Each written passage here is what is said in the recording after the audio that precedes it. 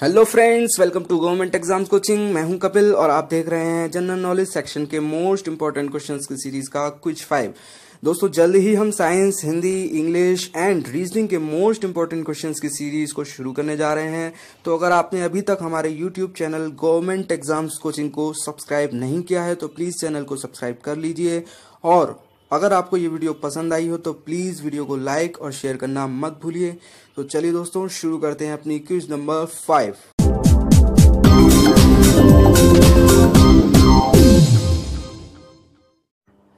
Question number 101, discovery of India, Bharat की खोज नामक पुस्तक के रचयिता कौन है? तो डिस्कवरी ऑफ इंडिया के रचयिता हैं जवाहरलाल नेहरू।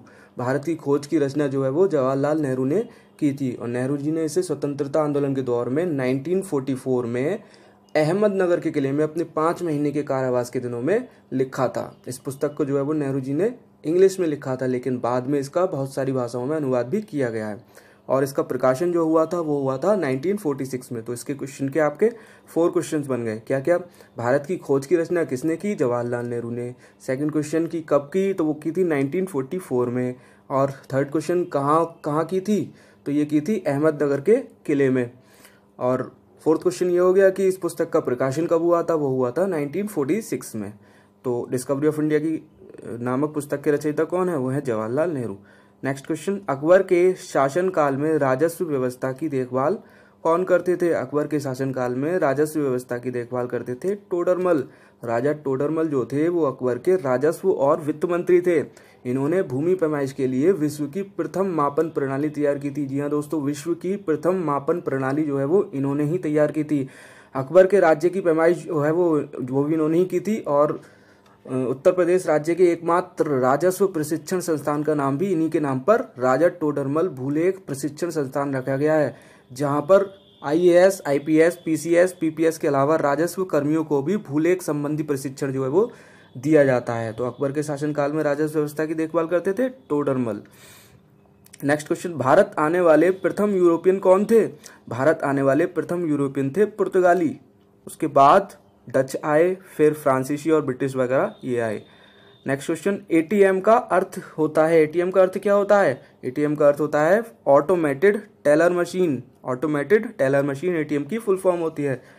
नेक्स्ट, कुनैन की दवा प्राप्त होती है? कुनैन की दवा किस चीज से प्राप्त होती है? वो होती है सिनकोना के पेड़ से। कुनैन की दवा सिनकोना के पेड़ से प्राप्त होती है। नेक्स्ट, निम्नांकित में से कौन सा रक्त समूह सार्वत्रिक रक्तदाता है जो सभी को ब्लड दे सकता है? वो उसका ब्लड ग्रुप क्या होता है? वो होता है O। O जो है वो सर्वदाता है, और AB जो है वो सर्वग्राही है। O सर्वदाता, AB सर्वग्राही। नेक्स्ट, मनुष्य के कितने दांतों को दूध के दांत कहते हैं? मनुष्य के कितने दांतों को दूध के दांत कहा जाता है? तो वो कहा जाता है 20 टीथ्स को। जो 20 दांत हैं उनको दूध के दांत कहा जाता है। नेक्स्ट, सूरज से आने वाली पराबैंगनी किरणें उत्पन्न करती हैं? क्या उत्पन्न करती हैं सूर्य से आने वाली पराबैंगनी किरणें? वो उत्पन्न करती हैं त्वचा का कैंसर। सूर्य की पराबैंगनी किरणें जो है वो स्किन पर इफेक्ट डालती हैं, जिसकी वजह से स्किन का कैंसर होने की संभावना जो है वो ज्यादा रहती है। नेक्स्ट, रेशम के कीड़े से किस अवस्था में रेशम की प्राप्ति होती है? रेशम के कीड़े से किस अवस्था में रेशम की प्राप्ति होती है? तो होती है कोकून से। नेक्स्ट, क्रिकेट में प्रत्येक स्टंप की लंबाई कितनी होती है? क्रिकेट में प्रत्येक स्टंप की लंबाई होती है 28 इंच। 28 इंच का जो स्टंप होता है वो होता है क्रिकेट में। क्रिकेट में प्रत्येक स्टंप की लंबाई है 28 इंच। नेक्स्ट, सर्वप्रथम किस शहर में एशियन खेल आयोजित हुए? सर्वप्रथम किस शहर में एशियन खेल जो है वो आयोजित हुए थे?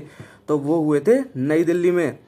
फर्स्ट एशियन गेम्स है जो वो हुए थे आयोजित नई दिल्ली में। और ये कब हुए थे आयोजित? ये हुए थे 1951 में। फर्स्ट एशियन गेम 1951 में नई दिल्ली में आयोजित हुए थे। नेक्स्ट, विश्व पर्यावरण दिवस किस दिन मनाया जाता है? वर्ल्ड एनवायरनमेंट डे किस दिन मनाया जाता है? तो वो मनाया जाता है 5 जून को। और पहली बार जो है वो वर्ल्ड एनवायरनमेंट डे मनाया गया था, वो मनाया गया था 1974 में। पहली बार वर्ल्ड एनवायरनमेंट डे मनाया गया था 1974 में। नेक्स्ट, निम्न में से किसे संविधान की कुंजी की संज्ञा दी जाती है? संविधान की कुंजी की संज्ञा किसे दी जाती है? वो दी जाती है उद्देशिका को। उद्देशिका, या फिर इसको प्रस्तावना भी बोलते हैं। उद्देशिका जो है वो पूरे संविधान की डिटेल्स को शॉर्ट में बताती है, इसलिए इसे संविधान की कुंजी कहा जाता है। नेक्स्ट, अध्यक्ष की अनुपस्थिति में लोकसभा बैठकों की अध्यक्षता कौन करता है? अगर अध्यक्ष नहीं होता है तब लोकसभा बैठकों की अध्यक्षता कौन करता है? तो वो करता है उपसभापति। और अगर किसी कंडीशन में, किसी सिचुएशन में अगर ऐसा हो कि अध्यक्ष भी अनुपस्थित हो और उपसभापति भी अनुपस्थित हो तो अध्यक्षता कौन करता है? तब अध्यक्षता करता है लोकसभा का वरिष्ठ सदस्य। नेक्स्ट, भारतीय संविधान का कौन सा अनुच्छेद मौलिक अधिकारों को संवैधानिक उपचार प्रदान करता है? भारतीय संविधान का कौन सा अनुच्छेद मौलिक अधिकारों को संवैधानिक उपचार प्रदान करता है? तो वो करता है अनुच्छेद 32। अनुच्छेद 32 में ऐसा कहा गया है कि अगर किसी व्यक्ति के मौलिक अधिकारों का कोई हनन हुआ है या फिर संविधान में जो हमारे मौलिक अधिकार वर्णित हैं उनमें से कोई अधिकार अगर उसे नहीं मिल रहा है तो वो बेझिझक जो है वो सुप्रीम कोर्ट में जा सकता है। फिर सुप्रीम कोर्ट जो है वो अपने स्तर से इसे देखेगा और उस व्यक्ति के मौलिक अधिकारों की रक्षा जो है वो करेगा। ऐसा अनुच्छेद 32 में कहा गया है। नेक्स्ट, भारत के राष्ट्रपति को हटाने की प्रक्रिया क्या है? भारत के राष्ट्रपति को हटाने की प्रक्रिया क्या है? तो वो है संसद में महाभियोग। राष्ट्रपति को उसके पद से अनुच्छेद 61 के तहत महाभियोग की प्रक्रिया के द्वारा हटाया जा सकता है। अब बात आती है कि महाभियोग की प्रक्रिया क्या होती है। चलिए आपको बता देते हैं। देखिए, राष्ट्रपति के विरुद्ध महाभियोग की प्रक्रिया तब संचालित की जाती है जब उसने संविधान के प्रावधानों का उल्लंघन किया हो। राष्ट्रपति के विरुद्ध महाभियोग चलाने का संकल्प संसद के किसी भी सदन में पेश किया जा सकता है, लेकिन जिस सदन के महाभियोग का संकल्प पेश किया जाना हो उस सदन के 1/4 सदस्यों के द्वारा हस्ताक्षरित आरोप पत्र राष्ट्रपति को 14 दिन पहले दिया जाना आवश्यक है। तब 14 दिन बाद ही सदन में महाभियोग का संकल्प जो है वो पेश किया जा सकता है। जिस सदन में संकल्प पेश किया जाए उसके सदस्य संख्या के बहुमत तथा उपस्थित और मतदान करने वाले सदस्यों के 2/3 बहुमत से संकल्प पारित किया जाना चाहिए। वहां से पारित हो जाने के बाद वह संकल्प दूसरे सदन में जाएगा और वहां दूसरा सदन भी राष्ट्रपति पर लगाए गए आरोपों को अगर सही पाता है तो राष्ट्रपति जो है वो अपना पद त्यागने के लिए बाध्य हो जाता है। तो राष्ट्रपति को हटाने की प्रक्रिया है संसद में महाभियोग। नेक्स्ट, निम्नलिखित में से किसकी कमी से स्कर्वी रोग होता है? स्कर्वी रोग होता है विटामिन सी की कमी से। विटामिन सी की कमी से स्कर्वी रोग होता है। नेक्स्ट, डेसिबल इकाई है। डेसिबल किस चीज की इकाई है? डेसिबल है ध्वनि की तीव्रता की। ध्वनि की तीव्रता को जो है वो डेसिबल में मापा जाता है। नेक्स्ट, भारत में आपातकाल की प्रथम घोषणा कब की गई थी? तो भारत में आपातकाल की जो प्रथम घोषणा है वो की गई थी चीनी आक्रमण के समय 1962 में। चीनी आक्रमण के समय 1962 में आपातकाल की प्रथम घोषणा जो है वो भारत में की गई थी। नेक्स्ट क्वेश्चन, कर्क रेखा कितने भारतीय प्रदेशों से होकर गुजरती है?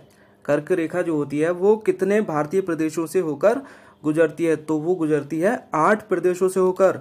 और कौन कौन से प्रदेश हैं? वो है गुजरात, राजस्थान, मध्य प्रदेश, छत्तीसगढ़, झारखंड, पश्चिम बंगाल, त्रिपुरा एवं मिजोरम।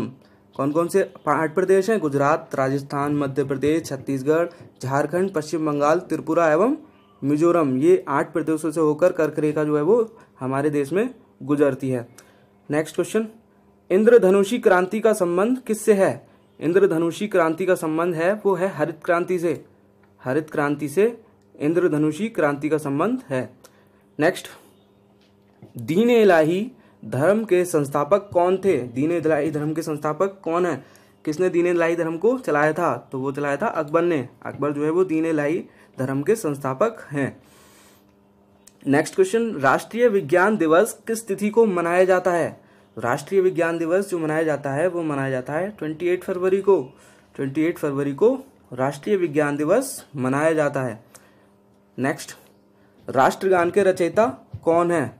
राष्ट्रगान के रचयिता हैं रविंद्रनाथ टैगोर। रविंद्रनाथ टैगोर ने राष्ट्रगान की रचना की थी। राष्ट्रगान के रचयिता कौन है? रविंद्रनाथ टैगोर।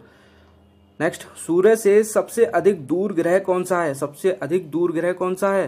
तो सूर्य से सबसे अधिक दूर ग्रह है वरुण। वरुण ग्रह को सबसे दूर अधिक ग्रह कहा जाता है। और सबसे पास ग्रह जो है वो बुध। सबसे पास ग्रह बुध, लेकिन सबसे दूर ग्रह जो है वो वरुण है। तो दोस्तों ये था जनरल नॉलेज सेक्शन के मोस्ट इंपॉर्टेंट क्वेश्चंस की सीरीज का क्विज 5। दोस्तों अगर आप SSC, bank, railway, UPSC, CTET, UPTET या फिर किसी अदर गवर्नमेंट एग्जाम्स की प्रिपरेशन कर रहे हैं तो आप हमारे चैनल को सब्सक्राइब कर सकते हैं, जिससे कि आपको आपकी प्रिपरेशन में हेल्प मिल सके। आने वाले कुछ ही दिनों में हम गवर्नमेंट एग्जाम से रिलेटेड हर टॉपिक पर वीडियोज़ की अलग अलग सीरीज शुरू करने जा रहे हैं, तो आप हमारे चैनल को सब्सक्राइब कर लीजिए, जिससे कि आपसे कोई भी वीडियो जो है वो मिस ना हो। मिलते हैं आपसे नेक्स्ट वीडियो में, तब तक के लिए बाय बाय।